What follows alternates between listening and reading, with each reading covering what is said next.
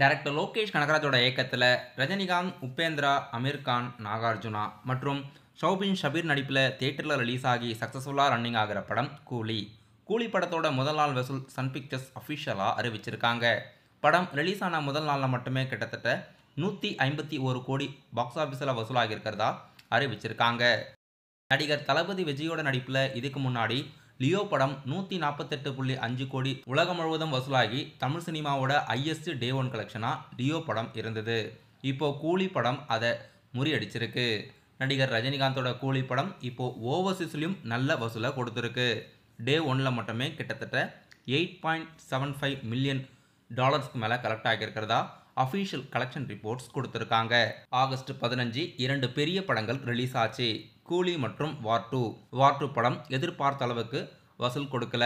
70 - 80 கோடிக்குள்ள தான் படம் டே ஒன்னில் வசூலாகியிருக்கு.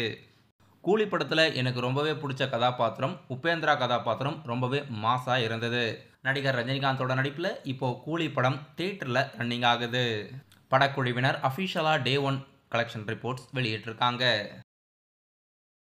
நடிகர் விஜய் சேதுபதி மற்றும் நித்யா மேனன் நடிப்பில் ரீசெண்டாக சத்யஜோதி ஃபிலிம்ஸ் ப்ரொடியூஸ் பண்ணி பாண்டியராஜோட இயக்கத்தில் தியேட்டரில் ரிலீஸ் ஆன படம் தலைவன் தலைவி. படம் கிட்டத்தட்ட 75 கோடிக்கு மேலே பாக்ஸ் ஆஃபீஸில் வசூலாச்சு. படம் அஃபிஷியலாக ஆகஸ்ட் 22 அமேசான் பிரைம் ஓடிடி தளத்தில் இந்தியாவில் அஃபிஷியலாக ஓடிடியில் ரிலீஸ் பண்ணுறதா அறிவிச்சிருக்காங்க.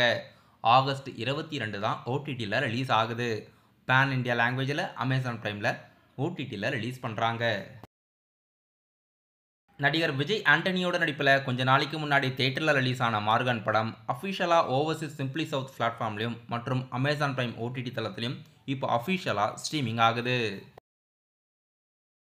மலையாள நடிகர் நிவின் பாலி மற்றும் நயன்தாரா நடிப்பில் அடுத்த புதிய படம் டியர் ஸ்டூடெண்ட்ஸ்.